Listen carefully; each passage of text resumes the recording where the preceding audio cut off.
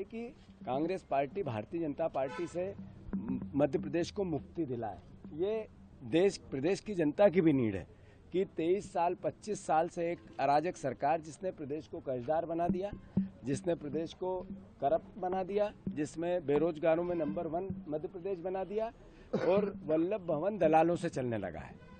जैसा हेमंत कटारे हमारे छोटे भाई ने एक लिस्ट जारी की है, ये क्या मैसेज है? ये मैसेज यही है कि हर स्केल पे दलाल काम कर रहे हैं और सरकार को चिट्ठी लिख के कहा है। चिट्ठी लिखने का अर्थ क्या होता है कि मुख्यमंत्री जवाब दे, उसको डिनाई करे। अगर डिनाई नहीं करेंगे तो इसका मतलब है कि सही है। तो मैं मानता हूं कि इन सब का दायित्व विपक्ष में होने के नाते कांग्रेस पार्टी का है।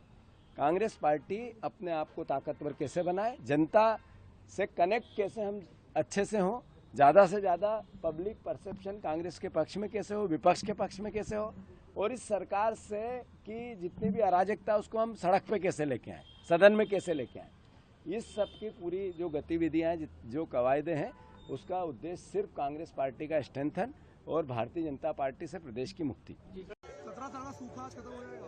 हाँ, आज तो खत्म हो ही जाना चाहिए, बट साउथ अफ्रीका भी होप करी होगी उनका 50 साल का सूखा खत्म होगा। But I think will come out on top और जीतेंगे। लास्ट ईयर का बदला ये साल पूरा करेंगे। अच्छा, रोहित शर्मा पिछले मैच में रो पड़े थे, सेमीफाइनल में पहुंचे, तो आज ये खुशी का आंसू है।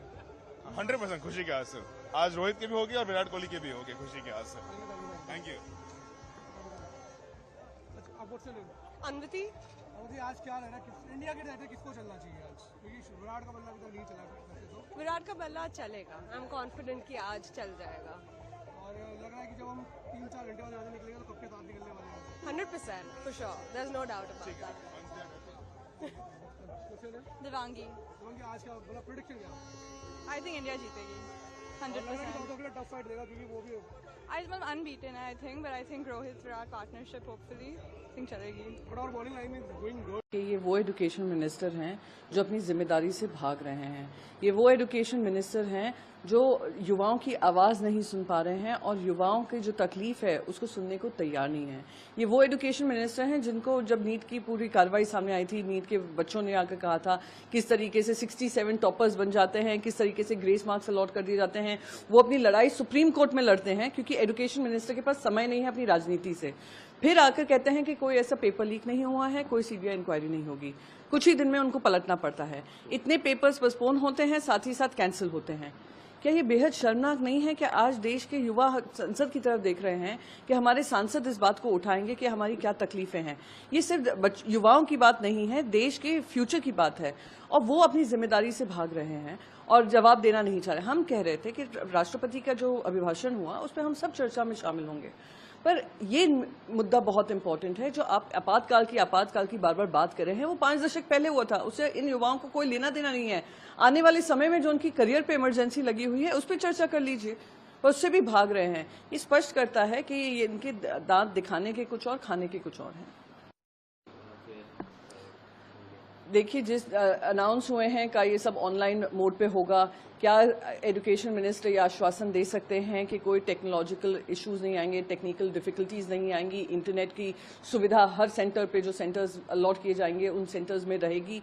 ये आश्वासन देना जरूरी है क्योंकि पिछले CUET में यही हुआ था। दिल्ली के कुछ हिस्सों में टेक्निकल डिफिकल्टीज की वजह से बच्चे अपने ये झारखंड सिर्फ झारखंड नहीं है, वीरों की धरती है।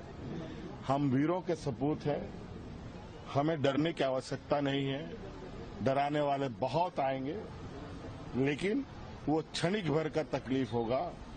अगर उस तकलीफ को अगर हम लोग सह लिए तो निश्चित रूप से मंजिल या झारखंडियों के कदम चुमेगी। ये 5 लोग ईडी और सीबीआई ने 10 साल में जितने भी पॉलिटिकल लीडर्स को अरेस्ट किया है वो किसी के खिलाफ कोई एविडेंस नहीं मिला है। मैं उदाहरण हूं, मुझे पकड़ा था, कोर्ट ने कहा उनका क्या संबंध, उनके पास अगेंस्ट कोई एविडेंस नहीं है। अनिल देशमुख के खिलाफ कोई एविडेंस नहीं है। केजरीवाल जी को पकड़ा है, लेकिन ईडी कोर्ट ने कहा उनके खिलाफ कोई एविडेंस नहीं है। आप उनको परेशान कर रहे।